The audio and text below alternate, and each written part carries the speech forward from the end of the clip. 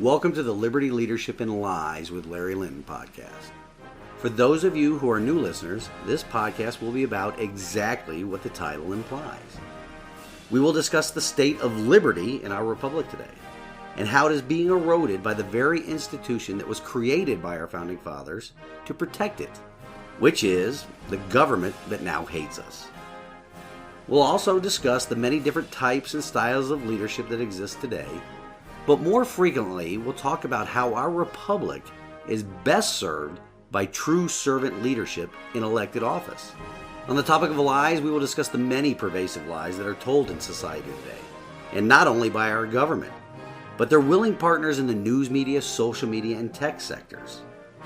These lies, they're designed to rob us of our liberty and destroy our trust in and reliance on the founding principles of our nation and its Constitution.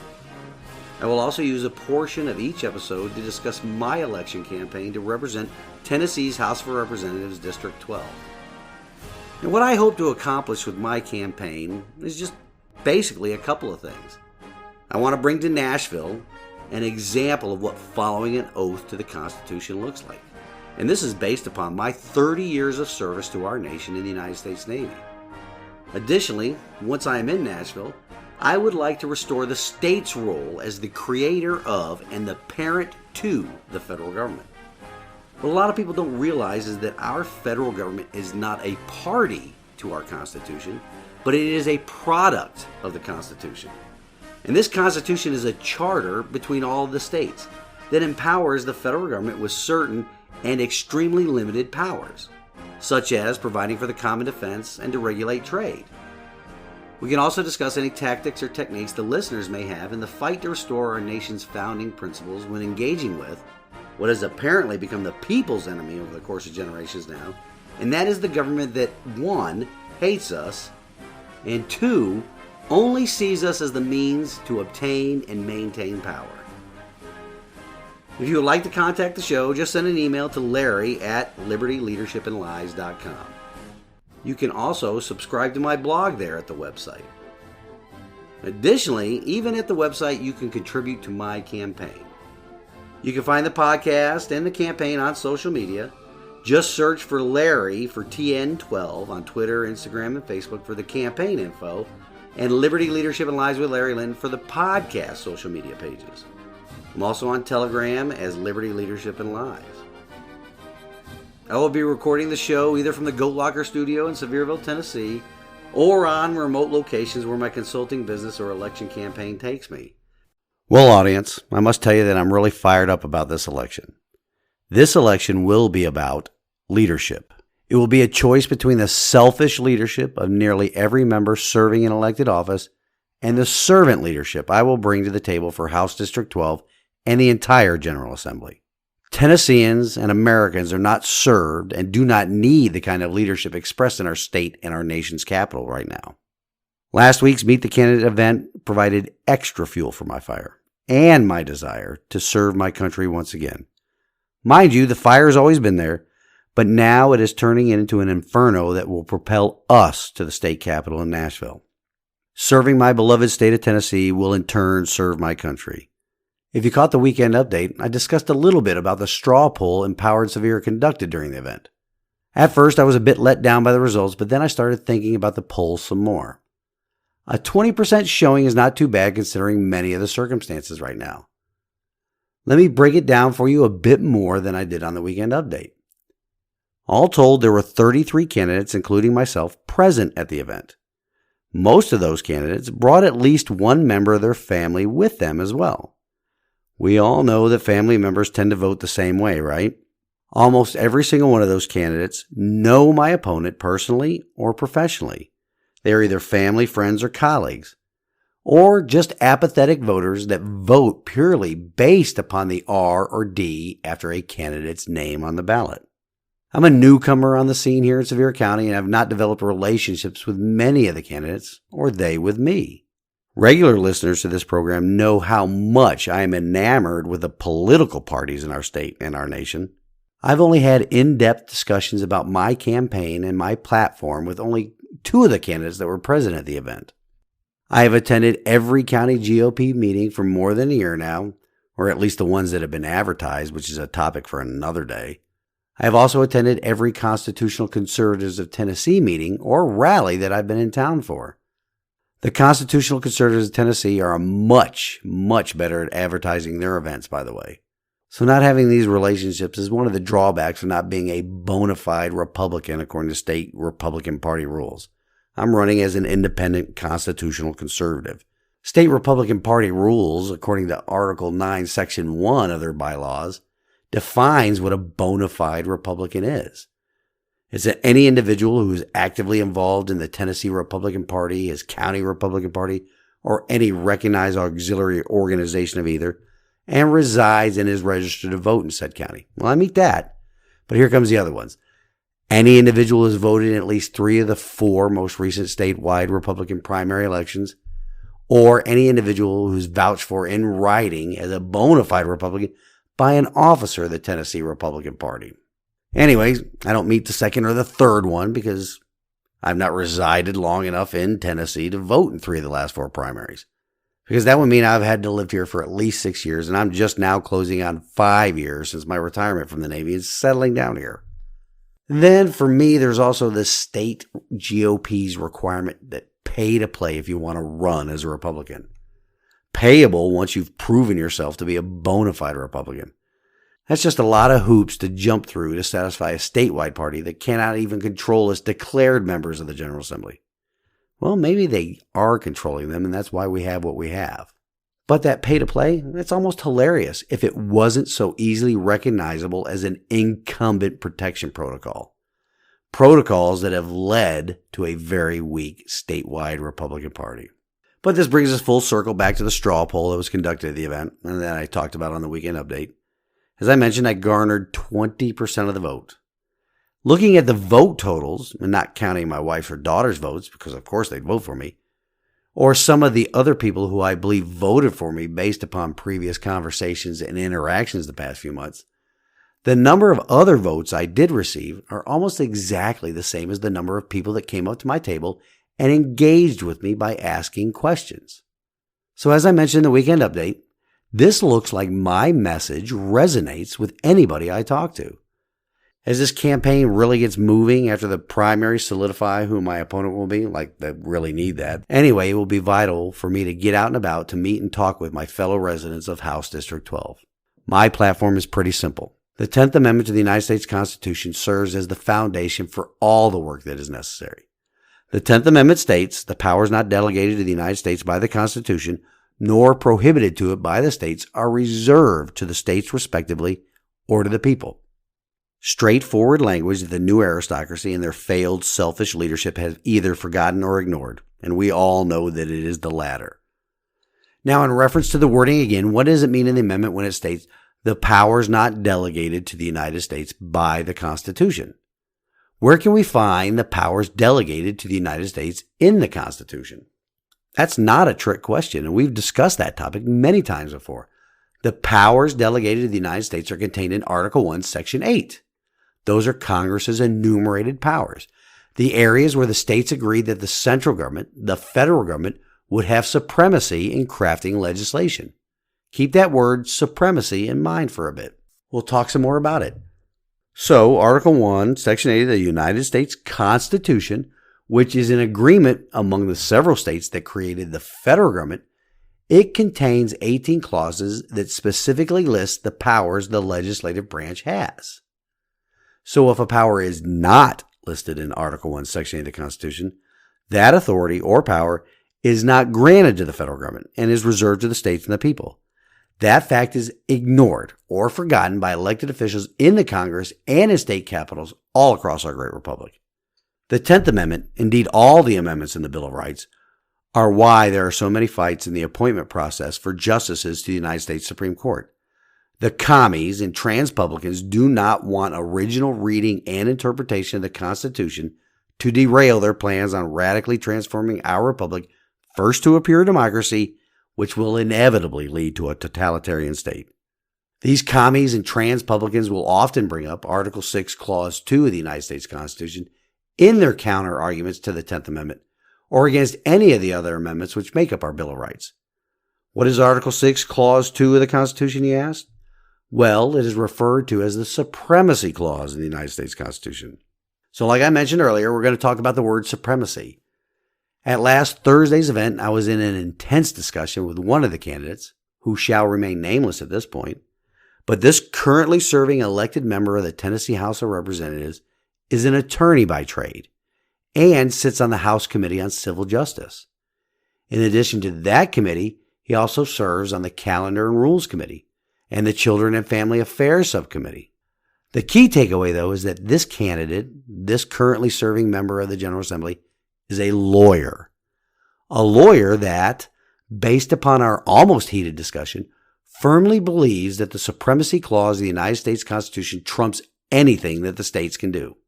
Let's dig into that for just a moment, shall we?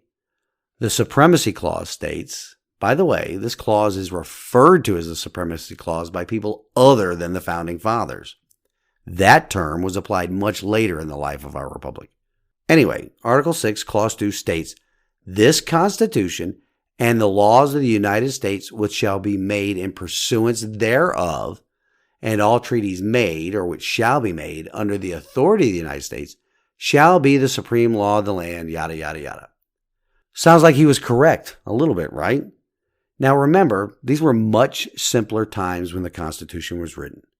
Written by people that believed that everybody in the newly formed republic loved liberty as much as they loved life itself. The Constitution became the original framework of the government of the United States of America on the 21st of June, 1788, after New Hampshire became the 9th of 13 states to ratify it, which satisfied the 3/4 of states requirement for ratification. The Bill of Rights was ratified on the 15th of December, 1791, 3 years after the Constitution was ratified. Why exactly was the Bill of Rights added to the Constitution so soon after its ratification? Well, the Founding Fathers, at the urging of the states, needed to clarify the restrictions on the government. So the timeline is this. Article 6, Clause 2, the Supremacy Clause, as part of the main body of the Constitution, was ratified in June 1788. To clear things up that were vague or could be twisted in the original wording of the Constitution, the framers had the Bill of Rights ratified in December 1791. Now let's get on to the clause itself. Of particular note is the wording of the Supremacy Clause that is often omitted when citing it. I'll read them again. "This Constitution and the laws of the United States which shall be made in pursuance thereof," but wait, let's stop right there, and point out the self-limiting factor of the Supremacy Clause that is ignored.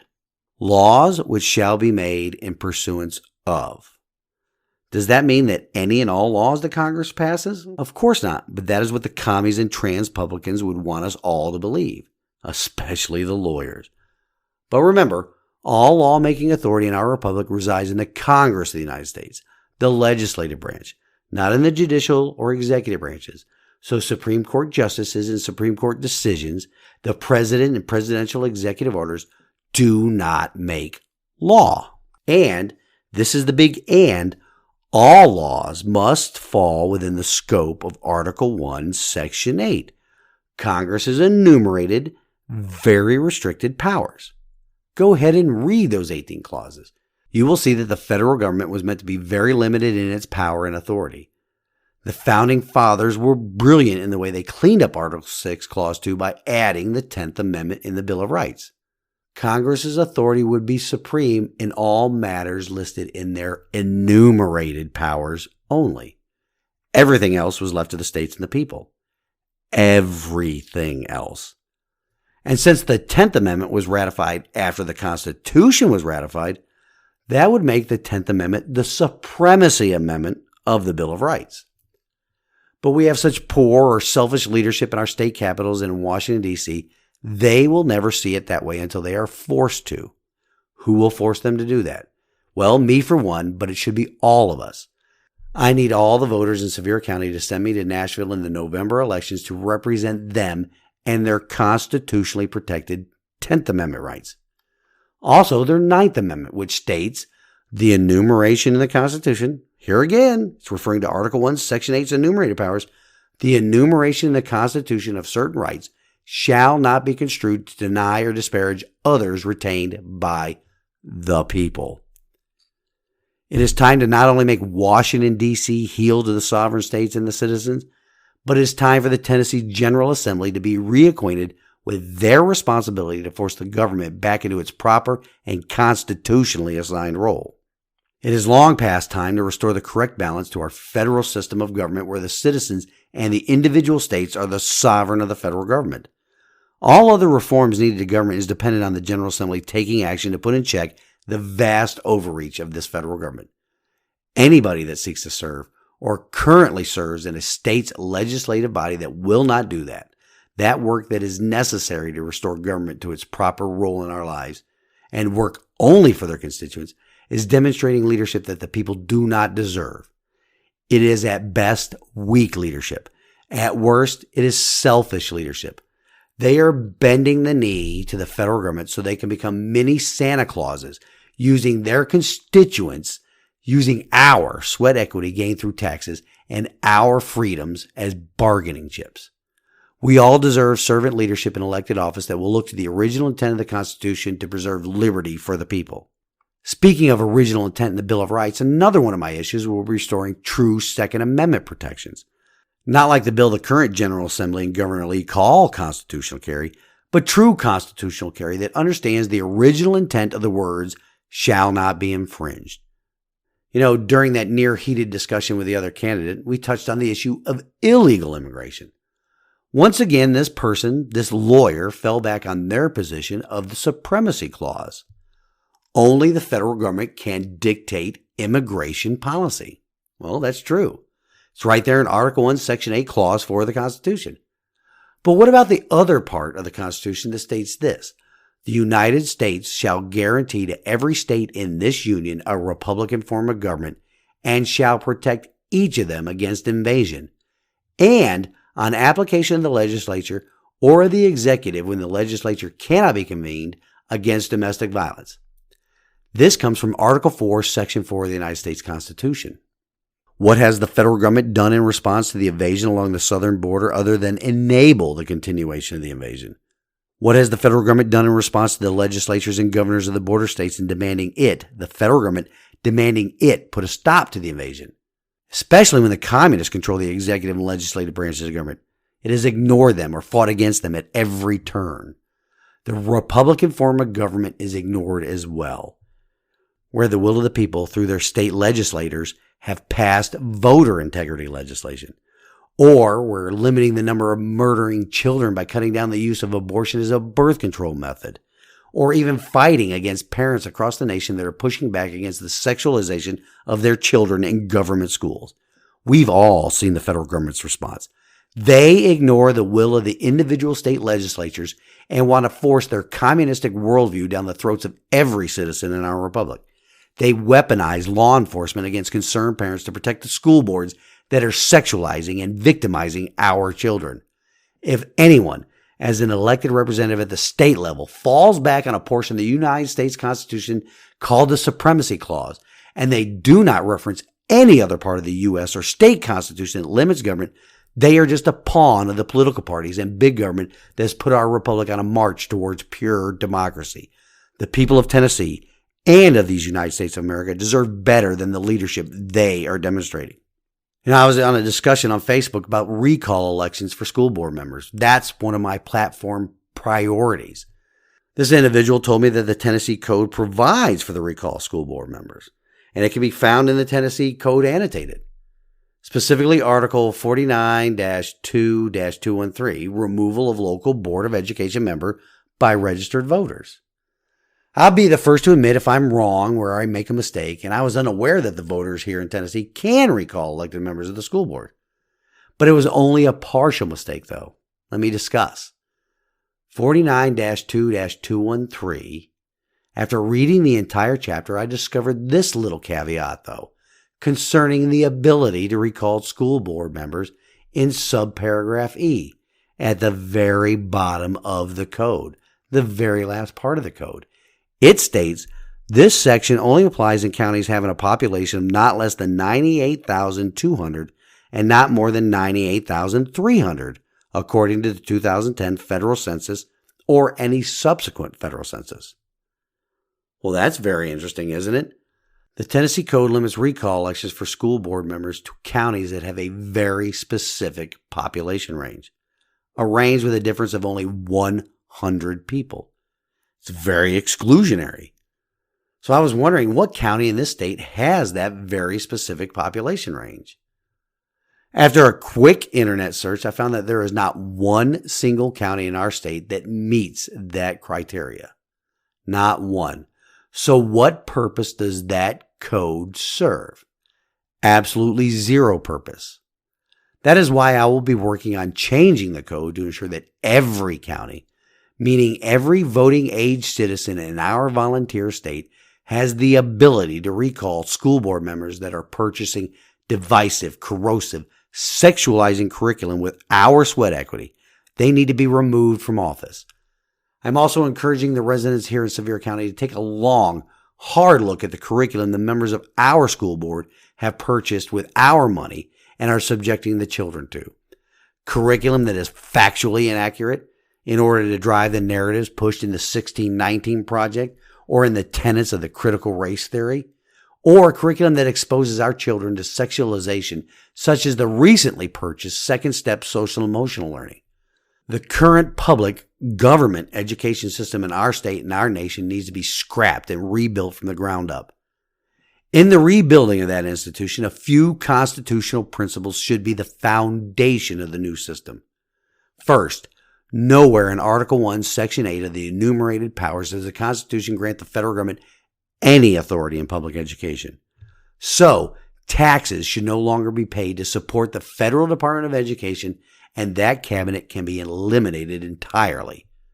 That also means that the federal government cannot insert itself in decisions about public education or use federal dollars as the carrot and stick to obtain compliance with federal policies or positions. They are political policies that have zero bearing on math, science, history, as well as English and grammar. That should be, as it used to be, the focus of education. Washington, D.C. does not need to be involved in the decisions that should be left completely at the local level. Federal involvement has directly led to the politicization and culture rot that is pervasive in school districts all across the nation. And since it is property taxes that support local school districts, the citizens that pay those taxes should have more control of what happens in their district, for who sits and for how long on a school board, on directing the school board in the formulation of policy and what curriculums will be purchased with their tax dollars. Parental input on all curriculums talk should be a requirement. Parents should have first say on what is being put into their children's heads. For public education to be truly public and not government education, the residents of the county have the authority, accountability, and responsibility for all aspects of the education system in that county. Anything less, and it is just a government education system, and we have seen what happens with that, haven't we? Again, part of my platform on public education is to ensure that there is no shady code that limits the ability of residents, the rights of parents and concerned citizens in any county to recall members of the school board that work against the parents' best interests for their children. The constitutional principle of all power is inherent in the people needs to be honored and respected again by the people elected to serve their constituents. It appears that every piece of pro-liberty legislation, meaning legislation that protects the rights of the people and limits the power and scope of government, is being killed in subcommittee or committee and not even being brought to the floor of the Senate or House in our General Assembly. Do you know why that happens? Because pro-liberty legislation puts the power back in the hands of the voters, and it takes it out of the hands of the lobbyists, special interests, and political parties. Well, I'm beholden to none of them, which is why, when this campaign gets closer to Election Day, there will be extensive amounts of money spent to ensure that I do not get elected. You can all look up who contributes to my campaign as well as who contributes to the person I will be running against. There are no PACs contributing to my campaign. Just individual people that know me, that know my love of our state and our country, and my love of the Constitution and its Christian principles. People that know I will follow my oath as I did for 30 years on active duty in the United States Navy. If that sounds like the qualities you would like to see in an elected member of the state legislature, you can contribute to my campaign as well. Every little bit can help push me over the finish line and into the winner's circle. Head on over to my social media pages or the website libertyleadershipandlies.com and click the donate button. It will take you to the online form to donate. State law requires me to use my best efforts to collect and report the name, address, occupation, and employer of individuals whose contribution exceeds $100 in an election cycle. Maximum individual contributions to my campaign for this election cycle is $1,600, and the maximum for couples is $3,200. All of that information is reported to the Tennessee Secretary of State quarterly, so you can go look up my information, as well as that of my opponent. There are no political action committees donating to me. Now, for my opponent, that's another matter. He has already received significant donations from political action committees, most of them in Nashville, exceeding tens of thousands of dollars. Who wants him elected more? Individuals or political action committees, lobbyists, special interest groups, and trans-Republican members of the Tennessee GOP? That's who wants him elected. Whose bidding do you think he will do, or has done since 2012? Well, enough about my opponent, though. As the campaign goes on, there will be stark differences between him and I that I will share on this platform and my social media sites. So be sure to subscribe to this podcast on your favorite podcast platform so you can get notified when a new episode is released. Follow my campaign on social media too. If you like the message, my platform that I am providing, share it, especially you residents here in Sevier County. Once again, if you can financially support my campaign, please do so. Do not contribute, though, if it will put you or your family in a financial bind. The most important thing I would like to see you all do is vote. You can even volunteer to serve as a poll watcher on Election Day. Our state and country's confidence in the electoral process has taken a huge hit recently, and for good reason. You know what can prevent cheating or expose it for certain? If there's a greater than 80% voter participation on Election Day, no algorithm or ballot box stuffing can overcome that level of actual participation. So get out and vote. Don't let this off-presidential election year be like others in the past where less than 20% of the population votes. Vote like your life is depending on it. After all, your liberties and those of your children and grandchildren do depend on every living and actual person participating in our system of self-governance. As we close the show this week, I would like to leave you all with this from God's Word. Today it comes to us from Ecclesiastes 10:18. Laziness leads to a sagging roof. Idleness leads to a leaky house. Laziness or apathy has led us to this point in our republic's history. Being idle in our system of self-governance has led to the erosion of our rights and the usurpers of our liberty in Nashville and Washington, D.C., taking our apathy as our consent to their actions. Together, we can end that and send a message to Nashville and our fellow Tennesseans that all power is inherent in we, the people. Until next week, stand in the arena with me. Reveille, it's time to wake up.